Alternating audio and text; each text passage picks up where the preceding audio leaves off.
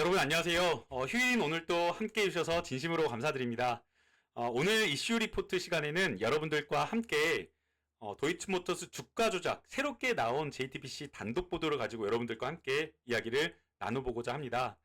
제가 며칠 전 방송에서 검찰 내에 도이치모터스 주가 조작과 관련된 김건희 여사 엑스파일이 따로 있다. 김건희 여사만 관련되어 있는 수사 자료를 모아 따로 이렇게 만든 김건희 엑스파일 보고서가 있다라고 이렇게 말씀을 드렸는데요. 이 김건희 여사 김건희 엑스파일이 기자에게 그냥 완전히 뭉터기로 전달이 된 것 같습니다. 사실 저는 지난 수요일에 JTBC에서 종합해서 정리하는 방송이 나와서 더 이상 단독 보도가 쏟아질 게 없다라고 생각을 했었는데 어제도 굉장히 유의미한 보도가 쏟아졌습니다. 그런데 왜 하필 왜 최근에서야 이런 단독 보도가 쏟아질까요? 이 배경과 관련되어서 정치적 해석하시는 분들은 이게 윤석열 대통령과 한동훈 대표 갈등 때문에 이런 JTBC에서 김건희 여사와 관련된 단독 보도가 쏟아지고 있다 이렇게 말하는 분들도 있었습니다. 왜 그렇게 봤냐면요. 실제 JTBC에서 단독 보도를 쏟아낸 그 시점이 윤한 갈등이 본격화된 그 시점과 딱 맞물려 있습니다.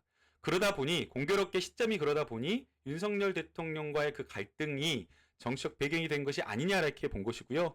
또 지난번 도이치모터스 주가 조작과 명품백 사건과 관련되어서 소위 말해서 한동훈 대표가 법무부 장관일 때 인사한 그 라인들이 정말 싸그리 좌천당하거나 한지로 발령을 받았습니다. 그러다 보니 그런 어떤 정치적 갈등 또 검찰 내부의 윤석열 라인과 더 찐 윤석열 라인과 친한 라인 간의 그 내부 갈등이 이 김건희 여사에 대한 엑스파일 보도의 배경이 된 것 아니냐라는 그런 해석이 있었는데요.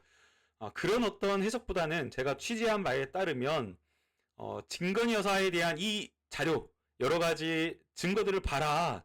이런 것을 보고도 어떻게 김건희 여사를 수사를 안 하고 10월에 무혐의 처분이나 이 사건을 그냥 덮거나 정리할 수 있겠느냐라는 검찰 내부의 위기감이 오히려 이 엑스파일 이런 어떤 단독 보도가 쏟아지게 된 배경이 아닌가라는 그 생각이 듭니다. 실제 제가 만나본 약간 중간에서 완전 고위직이라고 보기 어려운 그 검사님도 너무 심각하다. 지금 도이치모터스 주가 조작과 관련된 이 단독 보도를 보게 되면 거의 정말 김건희 여사를 소환해서 몇 차례나 수차례 수사를 확인하지 않고는 넘어갈 수 없는 그런 정도이다라고 이렇게 이야기를 하더라고요. 그래서 제가 보더라도 이 김건희 여사의 엑스파일이 갑자기 이렇게 쏟아진 그 배경은 정치적인 어떤 윤한 갈등도 일부 작용했을 수 있겠지만 그런 어떤 정치적 갈등보다는 검찰 내부의 위기감이 크게 작동했다라고 이렇게 봐야 될 것 같습니다. 이런 정도의 정말 이렇게 차고 넘치는 증거가 있는데도 불구하고 김건희 여사를 불기소 처분하면 우리 검찰은 정말 이제 완전히 죽는다. 그렇지 않아도 지난주 명품백 사건과 관련되어서 불기소 처분을 해서 지금 안팎에서 내부에서 검사들이 폭발하고 부글부글하고 외부의 국민들의 언론의 비판을 받고 있는 상황에서 이런 정도의 증거가 있는 사건을 무혐의 처분한다라고 하면 검찰이 폭파될 거다라는 그 위기감이 이런 어떤 단독 보도를 쏟아낸 배경으로 작동했다라고 생각이 됩니다. 그래서 토요일, 일요일은 좀 쉴 것으로 보이고요. 아마 월요일부터 또 새로운 단독 보도가 계속 이어질 것 같습니다. 어제 JTBC에서 나온 보도 역시 굉장히 중요한 내용이었습니다. 도이치모터스 주가 조작은 1차 실패한 주가 조작이라고 하는 1차와 2차 이렇게 나눠지는데요. 1차 시기 주포였던 이모 씨의 검찰 진술이 어제 나왔습니다. 그 검찰 진술은 상당히 구체적이었는데요. 주포 이모 씨는 2010년 1월 12일에 김건희 여사를 만났다라고 검찰에서 진술을 했습니다. 권오수 전 회장이 불러서 서울 강남 매장에 갔더니 김건희 여사가 거기에 있었다라는 겁니다. 이 검찰에서의 주포 이모 씨의 진술은 나중에 법정에서 다투게 되는데요. 결국 진술의 신빙성이 매우 중요하게 판단이 됩니다. 진술의 신빙성이라고 하는 것은 얼마나 구체적이냐, 일관성이 있느냐, 또 증인이 경험하지 않고서는 말할 수 없는 상세한 부분까지 진술을 하느냐라는 이런 것들인데요. 이 주포 이모 씨는 이 당시의 상황에 대해서 매우 구체적으로 이야기를 합니다. 갔더니 갔더니 권 전 회장이 샌프란시스코에 가서 코파트와 계약을 하면 다 끝난다. 이어서 김건희 여사가 이렇게 또 이야기를 했다라고 합니다. 아저씨, 그러면 주식 사야겠네요. 아저씨 주식 사서 손해만 봤는데 확실히 회사가 좋아지는 것 맞아요. 라고 이모 씨가 검찰에서 진술을 했다라고 합니다. 여기서 볼 수 있듯이 아저씨라고 상장 기업의 회장을 아저씨라고 이렇게 칭하는 것에서부터 그냥 단순히 격식을 차리는 그런 관계가 아니다. 김건희 여사와 권 전 회장은 상당히 가까운 사이였다라는 것을 저희가 알 수 있고요. 그리고 이모 씨가 만났을 때 상황을 매우 구체적으로 이야기하고 있다는 것을 알 수 있습니다. 코파트라고 하는 이 회사는요, 미국에 1980년에 개업을 한 상장 기업인데요. 찾아보니까 시가총액이 거의 53조나 되는 어마어마한 전 세계에 지점을 가지고 있는 큰 자동차 경매 회사였습니다. 그러다 보니까 권 전 회장이 이 코파트와 계약을 성사되면 진짜 다 끝난다 라고 이렇게 이야기를 했던 겁니다. 실제 그의 말에 코파트와 업무 협약을 맺었고요. 도이치모터스 주가 조작이 10% 넘게 올랐다는 보도가 나오기도 했었습니다. 그러다 보니까 법원에서 시세 조정과 관련되어서 이것도 하나가 쟁점이 되었는데요. 과연 이 코파트와 계약을 체결하는 것이 미공개 정보 이용한 거래냐라는 부분이 쟁점이 되었습니다. 법원에서는 여기에 대해서 완전히 유통된 것은 아니니까 완전히 유통되지 않은 정보라고는 또 평가하기 어렵다. 그러니까 미공개 정보라고 하기에는 조금 보기에는 조금 애매하다. 이미 조금씩 리크가 되어가지고 이런 어떤 썰이 돌고 회사에서도 공식적으로 뭔가 이야기를 한 게 있기 때문에 완전히 미공개 정보로 평가하기는 어렵다라고 해서 이 부분은 아마 무죄가 나온 것으로 보이는데요. 어쨌든 김건희 여사와 권오수 전 회장이 이야기했을 때 그 시점에 이런 호재성과 관련된 정보를 이야기했다라고 합니다. 그러면서 그 자리에서 증권사에 전화해가지고 10억 원이 든 주식 계좌를 이 주포 이모 씨가 이용할 수 있도록 해주라고 권오수 전 회장이 말을 했다라고 하고 있고요. 실제 김건희 여사는 이 주포 이모 씨가 있는 자리에서 그 자리에서 전화를 걸어가지고 신한은행에 있었던 10억 원에 있는 증권회사 계좌를 이용할 수 있도록 그렇게 해줬다라고 하는 겁니다. 자, 여기에서 굉장히 이상한 의문점이 있습니다. 첫 번째는 아무리 친한 사이라고 하더라도 10억 원이 든 주식 계좌를 어떻게 덜컥 아무리 권오수 전 회장이 코파트와 계약을 체결한다 이렇게 막 열변을 토하면서 설득하고 설명했다고 하더라도 10억 원이 든 계좌를 덜컥 주포 이모 씨에게 이용하도록 권한을 준다라는 거 저는 이게 말이 안 된다라고 생각이 듭니다. 제가 지난번 고발뉴스에 이상호 기자님께서 진행하는 고발뉴스에 나가서 너무 가깝게 지내는 우리 박지희 아나운서에게 1,000만 원만 빌려달라고 이야기를 했거든요. 너무 친한 동생이고 친한 사이이지만 단칼에 거절을 당했습니다. 거꾸로 저도 누군가가 뭐 한다고 1,000만 원 빌려달라고 하면 숙고하고 정말 쉽지 않은 일이라고 보거든요.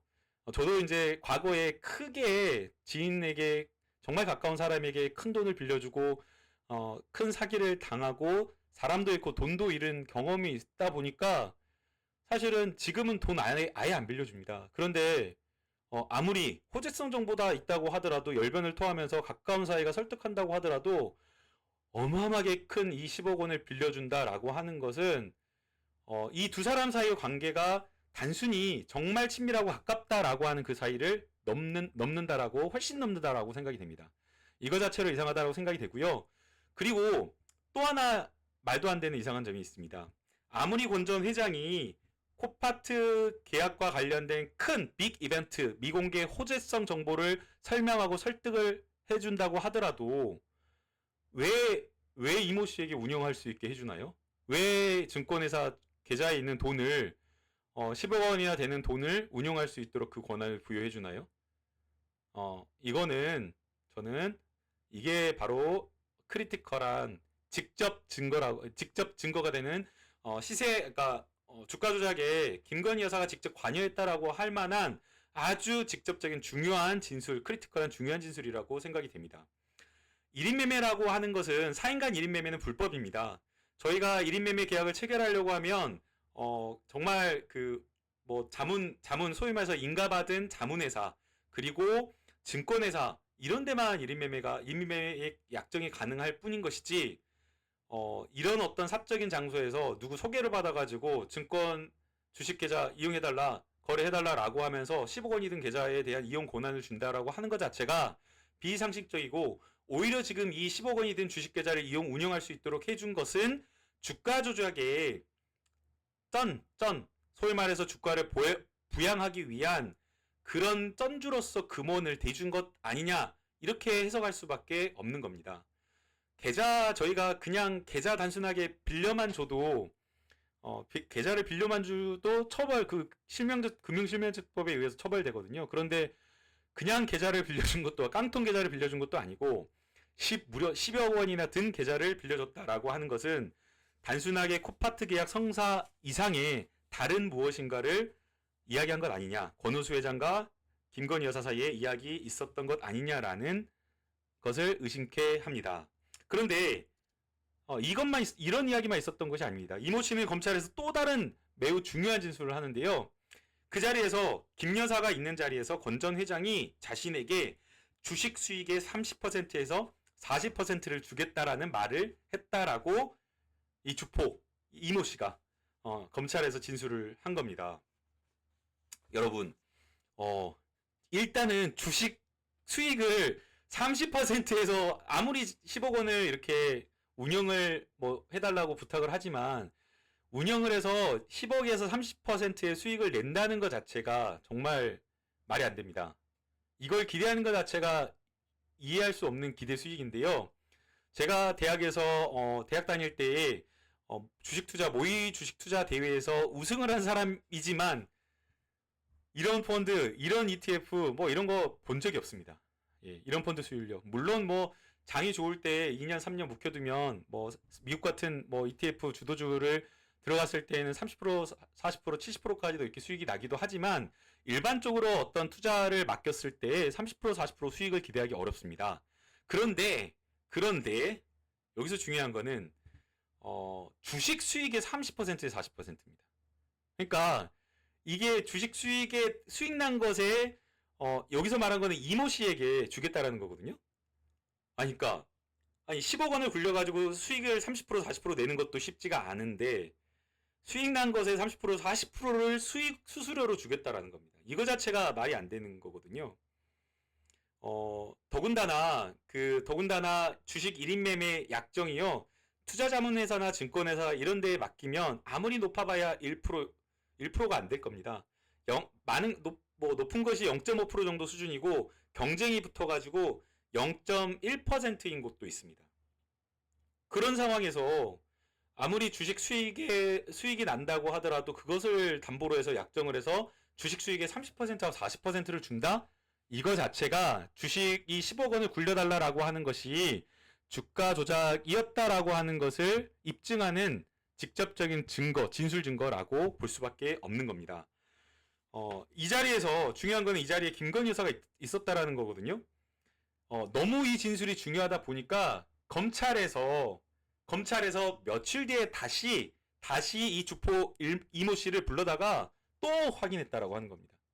진짜 김건희 여사가 당시 있었다라고 하는데 그게 진짜 사실인가요? 이 주포 이모 씨가 네, 제 기억으로는 그렇습니다라고 이렇게 진술을 했다라고 하는 겁니다. 이 지금 수수료 30%, 40%라고 하는 것은 이례적으로 주가 조작이라고 하는 것을 알았거나 깊이 관여했거나 공범이거나 최소한 방조라고 하는 것을 의미하기 때문에 검찰도 다시 며칠 뒤에 이것을 확인한 것으로 보이고요. 그러면 진짜 실제 권오수 대표는 이걸 다 부인했습니다. 실제 그러면 이 30% 수수료 약정이 있었느냐라고 하는 것이 되게 중요한데요. 이것을 뒷받침하는 다른 대주주 양모 씨의 진술서가 또 검찰에 확보되어 있었습니다.